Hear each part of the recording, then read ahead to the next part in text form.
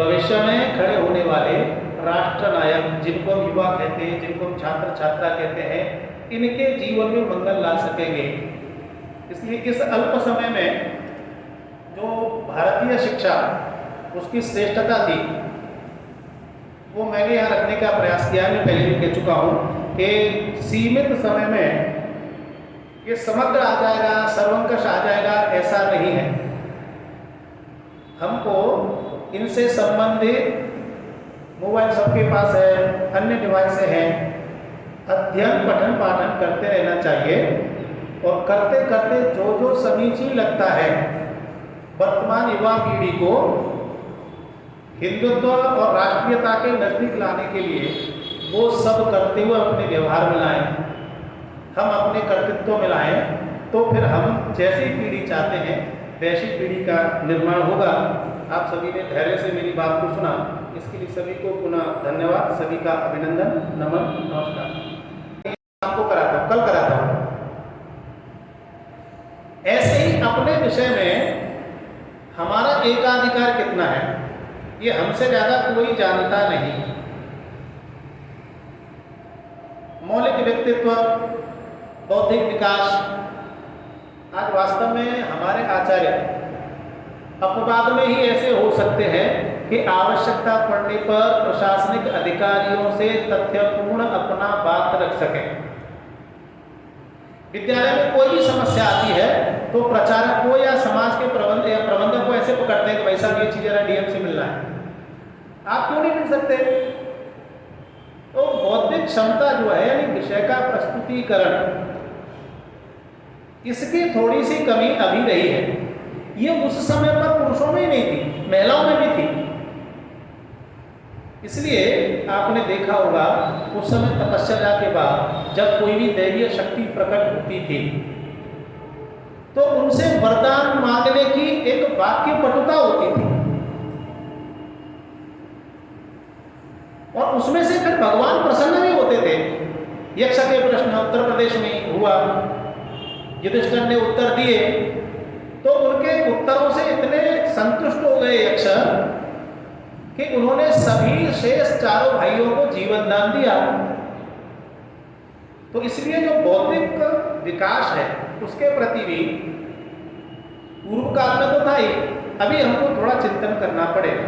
पुण्य का प्रसार, पुण्य क्या है? तो भारत का एक स्वरूप पुण्य का ही माना जाता है। ये पुण्य की भूमि है। संगति प्रार्थना में कहते हैं पुण्य भूमि, ऐसा पहले श्लोक में आता है। ये पुण्य क्या है? तो पुण्य के लिए इतने कहा है, परोपकार पुण्याय पापाय परपीड़नम। पुण्य क्या है? जो दूसरे के उपकार के लिए किया जाता है, उससे बड़ा पुण्य कुछ भी नहीं है। वर्तमान में क्या हो गया है कि अधिकारों की चर्चा होती है, कर्तव्य की नहीं। जब हम पुण्य की बात करते हैं, एक एक व्यक्ति अगर अपने कर्तव्य की बात सोचे, जब मैं मेरा करणीय कर्तव्य करूंगा तो दूसरे के अधिकार की रक्षा सुरक्षित, ये स्वाभाविक हो जाएगी। इसलिए पुण्य का प्रसार, आध्यात्मिक विकास, ज्ञान और संस्कृति का संरक्षण। ज्ञान है, हम ही को है, दूसरा कोई न जाने, जानेगा तो कितना जानेगा, मैंने जो कहा इतना ही है। इसलिए जो प्राप्त ज्ञान है वो उत्तरोत्तर और उसमें वृद्धि हो, उसका प्रसार हो। इसके लिए भी पूर्वजों ने भी तमाम ऐसे उदाहरण प्रस्तुत किए हैं, और हम सभी आचार्य बंधु भगिनियों को भी करना चाहिए। जैसे पूर्व में थोड़ी सी चर्चा हुई थी, शिक्षा कैसी थी? तो सर्वजन हिताय सर्वजन सुखाय। शिक्षा केवल मेरे लिए नहीं, शिक्षा सभी के जीवन को सुंदर सरल बनाने के लिए। मेरी शिक्षा में से मैं सृष्टि को क्या दे सकता हूं? इसलिए जो ऋण है उनमें से एक ऋषि ऋण आता है, मातृ ऋण, पितृ ऋण, राष्ट्र ऋण, ऋषि ऋण, देव ऋण, पिशाच ऋण इतने तक के ऋण होते हैं। तो ऋषि ऋण जो है वो उतना ही है कि जो मैंने ज्ञान प्राप्त किया है उस ज्ञान को मैं आगे तक बढ़ा सकूं, माध्यम कुछ भी हो, तो ऋषि ऋण से पूर्ण हुआ जा सकता है। इसलिए जो शिक्षा थी आज भी है, शिक्षा के पूर्ण होने पर इतना ही कहा जाता है कि शिक्षा केवल मेरे लिए नहीं है, अर्थात समग्र जगती के लिए शिक्षा का प्रयोग होना चाहिए। समग्र एवं सर्वांगीण विकास। हम अपने विद्यावार्ती में अभी मैं बीच में कुछ छूटा है, जितना चाहिए था उतना कहा है। अपने लक्ष्य में जो बातें आई हैं उसके साथ साथ हम व्यक्ति को वैसा बनाना चाहते हैं। व्यक्ति अर्थात हमारे यहाँ तैत्तरीय उपनिषद से 5 प्रकार के कोषों का वर्णन है। हर एक व्यक्ति 5 प्रकार के कोषों से मिलकर बना होता है। पहला, ये जो स्थूल शरीर है इसको कहा है अन्नमय कोष, अन्न से बना है। दूसरा, ये जो शरीर है इसकी जो शक्ति है वो बनी है, चिति, वो क्या है? तो वो प्राणमय कोष, प्राण है। शरीर और प्राण के अलावा भी केवल इसमें प्राण है, शरीर है, लेकिन अगर मन न हो तो ये अजगर करे न चाकरी वाला काम हो जाएगा। इसलिए उसमें जो मन है ये हमको कुछ करने के लिए प्रेरित करता है। तो इसलिए तीसरा है मनोमय कोष, और चौथा है विज्ञानमय कोष, कुछ करना है तो उसमें से अन्य प्रकार के उपक्रम रहते हैं। कोई अच्छा करता है, कोई बुरा करता है। दुनिया में जितने प्रयोग आज तक वैज्ञानिकों ने किए हैं, एक ने भी जैसा चाहा वैसा करने के लिए किया, लेकिन वैसा मिला नहीं। प्रयोग अर्थात हमने किया कुछ, उसका निकला कुछ। और जिन्होंने भी प्रयोग किए बहुत ज़्यादा शिक्षित नहीं थे। आप आइंस्टीन को ले लीजिए, जानकारी करिए, वो डिग्री धारक नहीं था। जिन्होंने गुरुत्वाकर्षण का सिद्धांत प्रतिपादित किया, कौन थे? वो बहुत पढ़े लिखे नहीं थे, और उन्होंने ही कहा, उनसे पहले किसी ने कहा ऐसा भी नहीं है। ऐसे कितने उदाहरण हैं कि किताबी ज्ञान से आगे चलकर भी हमारे यहाँ की शिक्षा पूर्व काल में थी। इसलिए जो अंत में आनंदमय कोष है, ये तो सब हम करते हैं ना, ये आनंद के लिए कहते हैं, करते हैं। और भगवान का एक जो स्वरूप है या दूसरा स्वरूप है या तीसरा स्वरूप है, वो स्वरूप आनंद भी है, सत्य चित्त आनंद। हम खाएं, हम सोएं, हम कुछ भी करें, लेकिन हमको आनंद की प्राप्ति नहीं। हम करेंगे क्या? तो नहीं करेंगे। व्यक्ति के ये पंचकोश जो है, इनके विकास के लिए हमारे यहाँ 5 केंद्रीय विषय भी। ये जो शरीर है, यानी जो दिखने वाला स्थूल शरीर है, इसके विकास के लिए, और 5 आयामों से पहले एक है शारीरिक। हम खाएंगे, पिएंगे, पचाएंगे नहीं, उसके लिए उतनी मेहनत नहीं करेंगे तो शरीर जैसा चाहिए वैसा शरीर नहीं रहेगा। कोई वाद्य यंत्र है, आप उस पर अभ्यास मत करिए, तो जैसी आवाज देनी चाहिए मधुर सुंदर, निकलेगी क्या? नहीं निकलेगी।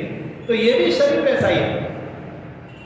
इसलिए छोटा बच्चा भी जितना खाता है उसका 3-4 गुना मेहनत करता है। आप कभी देखिए, कुछ नहीं कर सकता, बेड पर लेटा है, 2-3 माह का बच्चा है, वो इतना व्यायाम करता ही है, कर ही लेता है, प्रकृति कराती है उसको, थक जाता है, सो जाता है।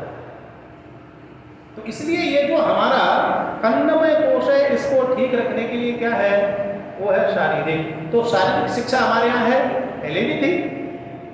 रामकृष्ण खेलते थे, अन्य शिक्षार्थियों को उदाहरण आते हैं, विवेकानंद भी खेल खेल में ऐसा करते थे। माने शारीरिक की शिक्षा, शरीर को ठीक रखने के लिए, यानी उसके बाद है प्राणमय कोश। प्राणमय कोश के लिए योग। आदिकाल से ही योग की कल्पना अपने भारत में है, शिक्षा से जुड़ी हुई है। इसलिए जितने भी ऋषि मुनि हमारे चित्रों में मिलेंगे, तो योग जिसको हम विज्ञान से पूर्ण कहते हैं, कोई भी ढीला ढाला नहीं बैठेगा। ज्ञान प्राप्त के लिए कैसे बैठना, किस दिशा में ज्ञान लेना है, क्या पहनना, क्या नहीं पहनना, क्या खाना, ये सब आता है। तो योग अर्थात जो प्राण है, उस प्राण को बलिष्ठ रखने के लिए, शुद्ध सात्विक रखने के लिए इस योग की आवश्यकता लगी, तो योग की शिक्षा। उसके बाद मनोमय कोश, मन है, स्पंदन होता है, इसको भी हर्ष और मर्ष होता है, तो फिर संगीत की शिक्षा, ये उस समय भी थी, आज भी है। हमारे कितने ही पूर्वज ऐसे थे कि अच्छा बजाते थे, अच्छा गाते थे। रामायण में अगर शिक्षा में अर्जुन को मृदंग बजाना नहीं आता, अगर अर्जुन ने शिक्षा में वो नृत्य नहीं सीखा होता, तो जिस समय पर उसकी परम आवश्यकता थी वहाँ वो फेल हो गए होते। अर्थात ये जो शिक्षा, उस संगीत का एक विशेष महत्व है। लेकिन संगीत कौन सा? भारतीय संगीत, जिसको आजकल क्लासिकल संगीत कहते हैं ना अंग्रेजी में।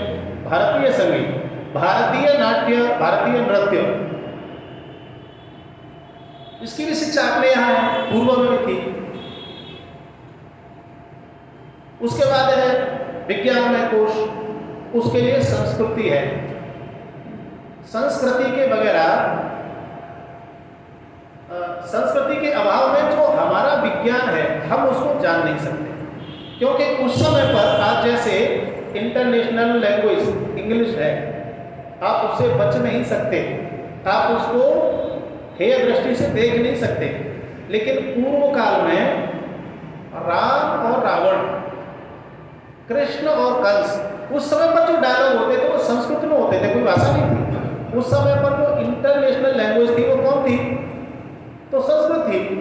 इसलिए अपने ज्ञान को हमको जानना पड़ेगा, तो जो संस्कृत है उस संस्कृत को समझना ही पड़ेगा, जानना ही पड़ेगा। और अंत में है आनंदमय कोश। आनंदमय कोश के लिए है नैतिक और आध्यात्मिक शिक्षा। इसलिए आध्यात्मिक और नैतिक शिक्षा क्या है? ये जो पुण्य की चर्चा अभी हुई थी, हमको जो आनंद मिलता है वह कहाँ से मिलता है, कैसे मिलता है, ये हमारे ऊपर निर्भर करता है। चोर को चोरी करके आनंद मिलता है। ढक्कन या प्लास्टिक उठाने वाले से कहिए कि मैं जो आप कमाते हो उससे ज़्यादा मैं पैसा दूंगा, मेरे यहाँ नौकरी करो, वो आपके यहाँ नौकरी करेगा नहीं। जूता पॉलिश करने वाले को जूता पॉलिश करके आनंद मिलता है। चुगली करने वाले को जब तक दो बातें इधर उधर नहीं करेगा तो आनंद की प्राप्ति होती नहीं। सात्विक व्यक्ति को जब तक उसके जैसा व्यवहार का व्यक्ति नहीं मिलेगा तो होता नहीं आनंद। किसी को फुल्की खाने की आदत है, शाम तक कभी कहीं ना कहीं जाके 10-20 रुपये खर्च नहीं लेगा, तब तक आज पता नहीं ऐसा लग रहा है कुछ हुआ नहीं। तो आनंद माने ये तलाशना पड़ता है। इसलिए कुंती ने आनंद कहाँ तलाशा? महाभारत के बाद कृष्ण ने जब कहा कि बुआ वरदान मांगो, तो कुंती ने यही कहा कि अभी जो जितना दुख था ना, इससे भी ज़्यादा दुख देना। तो सभी पांचों भाइयों ने कहा पागल हो गई हो माँ, कितने दुख सहे फिर भी दुखी मांग रही हो। तो कुंती ने कहा कितना आनंद था इस दुख में, कृष्ण हमारे साथ है। ये आनंद अपने आप तलाशना पड़ता है। तो जो हम कर रहे हैं उसमें कितना आनंद ले रहे हैं, ये भारतीय शिक्षा का एक मूलभूत, वर्तमान और उस समय की शिक्षा में अंतर कह सकते हैं, या उस समय की व्यवस्था और इस समय की व्यवस्था में जो थोड़ा गैप आया है उसको भी समझने की दृष्टि से ले सकते हैं। दीक्षोपरांतर माने शिक्षा लेने के बाद व्यक्ति क्या करते थे, जन क्या करते थे, महिलाएं क्या करती थी, तो वह अपने जीवन के प्रत्येक पहलू को प्रकृति से जोड़कर रखती थी।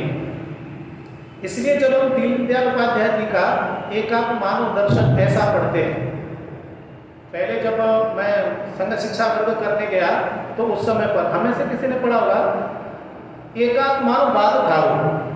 फिर लगा कि नहीं, वाद ठीक शब्द नहीं होता है, मनुवाद, हमारे शास्त्रों में मनुवाद नहीं है, मनु की नीति हो सकती है, माओवाद, आतंकवाद, जिसमें वाद लगा है वो ठीक नहीं। इसलिए नहीं, ये एकात्म मानव दर्शन होगा तो उसमें जो मैकाले ने दुनिया को जोड़ा, उन्होंने कैसे जोड़ा?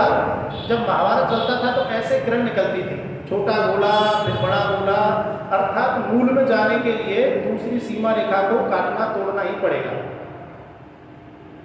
लेकिन अपने दीनदयाल जी ने बताया उसको, जैसे सुदर्शन चक्र घूमता है ना, यहाँ से लेकर एक ही जयवी की तरीके से, कि किसी को हमको क्रैश नहीं करना। इसलिए वो जो एकात्ममानवाद है उसको हमारे जीवन की शिक्षा लेकर चलती थी। इसलिए जो माँ की पहली रोटी ये किसकी है? तो ये गाय है, और एक रोटी ये नंदू की है, सबसे अंत की रोटी ये कुत्ते की है। एक मुट्ठी अन्न छत पर भी डालेंगे, कितनी भी गरीबी क्यों ना हो, एक मुट्ठी अन्न जलाशय में डालकर आएंगे, चींटियों के लिए भी कुछ निकालेंगे। अर्थात जितने उदाहरण दिए जाएं, ये था शिक्षित होने के बाद जो हमारे पास है वह सबका होना चाहिए। लेकिन आज की शिक्षा क्या सिखाती है? कौन बनेगा करोड़पति, कैसे बनेगा, सबका उसमें कितना सही या वो विकसित हो गई है, ऐसा नहीं है। इसलिए उससे कैसे व्यक्ति चाहिए, कैसे युवा चाहिए, तो अभी सबने ध्यान से सुना होगा, राष्ट्रभक्त और देशभक्ति से ओतप्रोत हो। तमाम कहानी आपने सुनी होगी, पूर्व काल के या प्राचीन काल के शिक्षक और शिक्षार्थी, प्रवेश का एक चयन प्रक्रिया होती थी, शिक्षा की भी एक सुव्यवस्था थी, और उसमें से निकल करके जो छात्र बनता था, उस समय मुझे ऐसा लगता है, जो मैंने अध्ययन किया है, कि जो परीक्षा होती थी बहुत गा बजा कर नहीं होती थी। कभी तय रहता ना, अमुक दिन से अमुक दिन तक होगी, इस महीने में होगी। गुरुजी सतत उसकी परीक्षा लेते रहते थे अन्य अन्य प्रकारों से, और उसमें जैसे जैसे शिक्षार्थी उत्तीर्ण होते रहते थे, वैसे वैसे गुरुजी उनको आगे भी बढ़ाते रहते थे, उनको काम सौंपते रहते थे। तब हो ऐसा अपने लक्ष्य में कहा है। और जब आगे अध्ययन करेंगे तो अभी जो ऐसा मैं कह रहा था कि जो वर्तमान जीवन की वर्तमान चुनौतियों का सामना कैसे कर सकें, सफलतापूर्वक कर सकें, इस पंक्ति को थोड़ा ध्यान से हम देखेंगे तो हमारे पूर्व काल में भी ऐसा ही ऋषि मुनि या जो शिक्षा देते थे, जैसे जैसे समय बदलता है वैसे ही वैसे जीवन के तमाम सोपान बदलते हैं, कठिनाइयाँ भी वैसी आती हैं, और जैसी कठिनाइयाँ आती हैं उसके लिए हम वैसे तैयार रहें। इसलिए कहा कि जीवन की वर्तमान चुनौतियों का सामना सफलतापूर्वक कर सके। इसको अगर हम ऐसे समझें कि हमारे यहाँ देवी देवताओं के भी आगमन हुए, ऐसे बताते हैं कि सतयुग में जो देवी देवता आए उनका स्वरूप क्या था, कितने कलाओं से निदान थे। फिर त्रेता युग में राम आए तो राम को कितनी कलाओं से काम चलता था, उतनी कला लेकर आए। बताते 14 कला से पूर्ण होकर राम यानी विष्णु भगवान राम अवतार में आए। लेकिन द्वापर युग में 14 कलाओं से काम चलता था क्या, तो नहीं चलता। फिर कृष्ण 16 कला लेकर आए। कलयुग में अगर कोई ऐसी शक्ति आएगी तो जो राम ने किया विजय प्राप्त करने के लिए कृष्ण उतना ही करते, तो जिसको योगीराज कहते हैं वो स्थान पाते नहीं। और वर्तमान में भी ऐसा कोई आएगा तो केवल कृष्ण की कलाओं तक ही सीमित होकर आएगा, उससे उनको साफल्य मिलेगा नहीं। तो ये हमारे ऊपर भी रहता है। पहले जो शिक्षक होते थे, अगर हम भी सोचें कि केवल उतने सीमित ज्ञान से ही काम चल जाएगा, चलेगा क्या? आज शिक्षक को सर्वांगीण चौमुखी बहुमुखी होना पड़ेगा। इसलिए जब शिक्षक इस प्रक्रिया से निकलेगा तब हमने जो कहा कि जीवन की जो वर्तमान चुनौतियां हैं उनका सफलतापूर्वक सामना कर सके ऐसा युवा खड़ा करना है। और जब हम पढ़ाते हैं तो क्या करना है, व्यक्ति को हमें घोषित करना है, उसका परिष्कार करना है। इसलिए यहां भी कहा है जो शारीरिक, प्राणिक, मानसिक, बौद्धिक और आध्यात्मिक दृष्टि से पूर्ण विकसित हो। विद्वानों की कहानी आती है, काशी से विद्या लेकर चले, लेकिन केवल किताबी ज्ञान था इसलिए उसको कर नहीं पाए। पढ़ते थे, उसके आधार पर व्यवहार करते थे, कहानी हम सभी जानते हैं। लेकिन हमारे यहाँ शिक्षा में इतना ही नहीं कहा तो अदिति का वर्णन मिलता है, पंचपदी का वर्णन मिलता है। तो सीखने और सिखाने की प्रक्रिया है क्रमशः। अदिति जिसको ज्ञान है, अधिकतम ज्ञान है, उसके बाद बोध। हमको जानकारी तो है लेकिन उसका अच्छा या बुरा परिणाम क्या होगा उसकी जानकारी नहीं है। महाभारत में हमने टीवी में देखा होगा, पुराने शास्त्रों से लेकर दिया है। कई लोग ब्रह्मास्त्र खींच लेते थे, बाद में क्या होगा इसका तो उन्होंने सोचा नहीं, लेकिन गुस्से में निकाल लिया, फिर देवी देवताओं को आकर समझाना पड़ता था। तो ऐसे ही हमारा जो ज्ञान है, हमने जो प्राप्त किया है, जहां पर हम हैं वह कितना समीचीन है, ये बगैर बोध के हम अगर प्रयोग करेंगे, बगैर चिंतन मन के करेंगे तो उसका साफल्य जैसा मिलना चाहिए वैसा मिलेगा नहीं।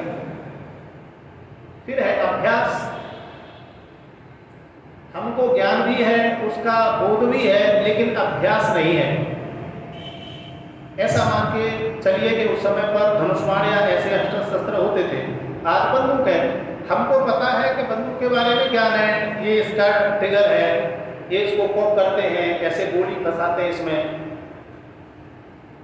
लेकिन उसका अभ्यास नहीं है। हमको जानकारी है, उसके बारे में संपूर्ण जानकारी है, अभ्यास नहीं है। तो बंदूक चलाते समय में नुकसान किसका हो सकता है? स्वयं का भी हो सकता है ना। तो ठीक ऐसे ही ये जो पंचपदी का क्रमशः ये तत्व रखे हैं, ये भी ऐसे है, अदिति, बोध, अभ्यास। और इसके बाद आता है प्रयोग। यहां तक हमने सब कर दिया, लेकिन कहीं प्रयोग करके देखा नहीं, उसका रिजल्ट कैसे आने वाला है, तो भी वह बहुत हितकारी, लाभकारी नहीं हो सकता। और अंत में इतना सब करने के बाद ही हम उसका बाद ही उसका प्रसार करते हैं। जहां भेजना चाहिए, जिनको देना चाहिए, उनको हम देते हैं। और यहीं तक नहीं, तो जो वर्तमान की अभी की शिक्षा है, पूर्व काल में वैसा ही था। अर्थात क्या था कि शिक्षा ये केवल अपने धनोपार्जन के लिए नहीं होती थी। ये शिक्षा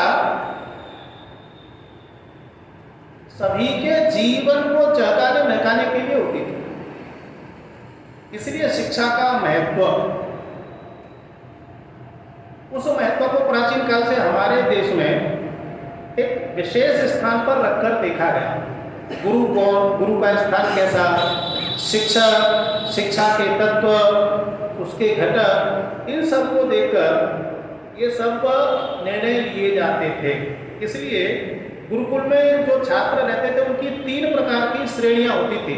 आज भी हमने श्रेणी बना रखी है।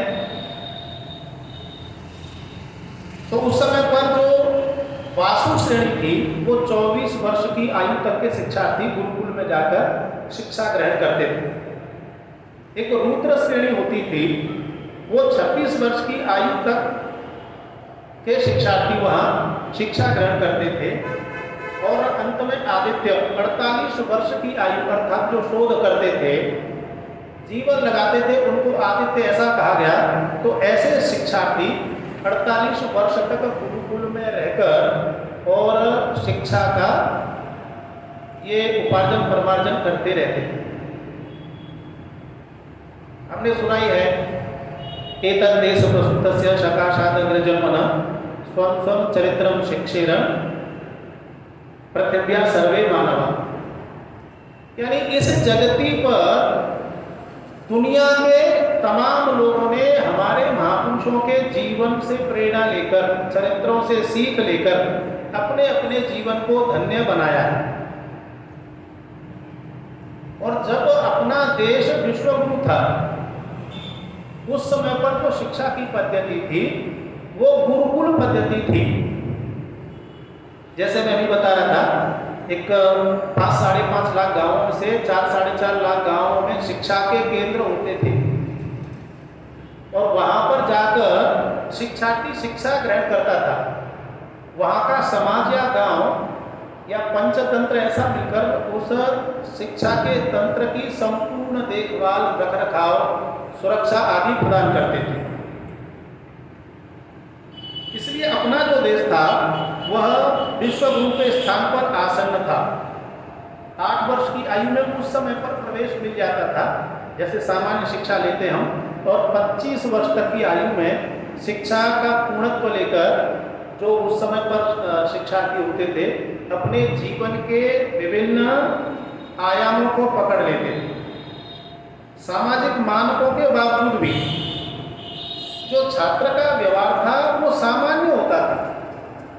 अपने सहपाठी के साथ में, गुरु के परिवार के साथ में, गुरुजनों के साथ में और प्रकृति के साथ में ये व्यवहार सामान्य होता था।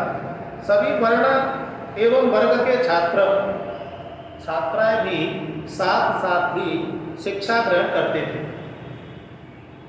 मनुस्मृति में मनु महाराज ने कहा है, हर कोई अपने लड़के लड़की को गुरुकुल में भेजे,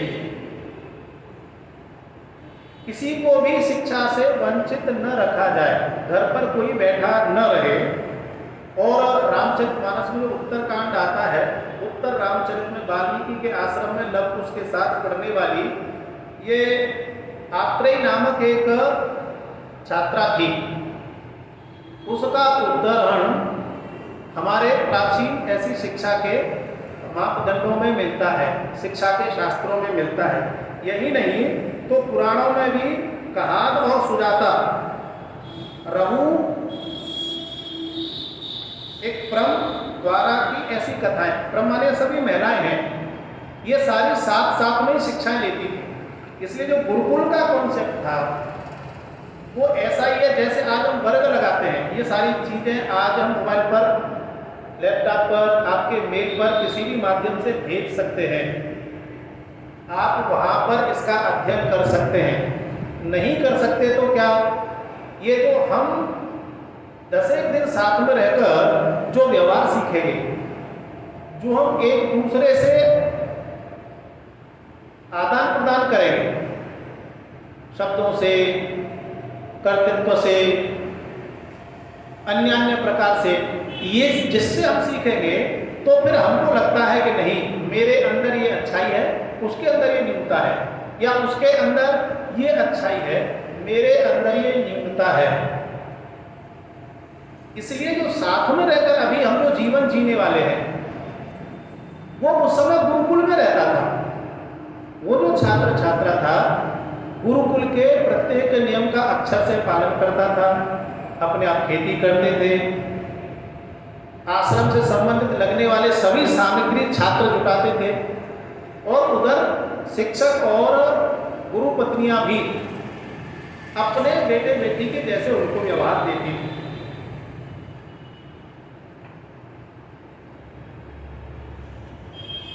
भारतीय शिक्षा के उद्देश्य वो ज्ञान का विकास करना और विकास करके उसको सीमित दायरे में रखना नहीं, प्राप्त ज्ञान को दूसरों के भले के लिए कैसे लगा सकें, इसके लिए प्रयोग और प्रसार गुरुकुल से ही प्रारंभ होते थे। धर्मशास्त्र से लेकर अस्त्र शस्त्र की शिक्षा या अन्य किसी भी प्रकार की शिक्षा गुरुकुल में ही दी जाती है। अभी क्या है, डॉक्टर से लेकर टीचर तक भी कैसे हो गए कि जिसको विज्ञान आता है तो विज्ञान ही पढ़ाएगा, नाक का डॉक्टर है तो नाक का इलाज करेगा। उस समय पर ऐसा नहीं था। जिसको हम सर्वांगीण विकास कहते हैं, समग्र विकास कहते हैं, वो क्या है? वो है हम एक विषय में तो तज्ञ बने, लेकिन अन्य विषयों की भी जानकारी हमको रहे। इसलिए द्रोण हो, वशिष्ठ हो, एक ही गुरु ने जीवन में काम आने वाली प्रत्येक शिक्षा दी, अर्थात उनको आती होगी। तो वैसा शिक्षक की कल्पना हमारे गुरुकुलों में उस समय रहती थी। शिक्षा का विवेकाधिकार और आत्मसंयम, वर्तमान में इसकी बहुत ही कमी दृष्टि आ रही है। शिक्षा पर एकाधिकार धीरे धीरे विलुप्त सा होता जा रहा है।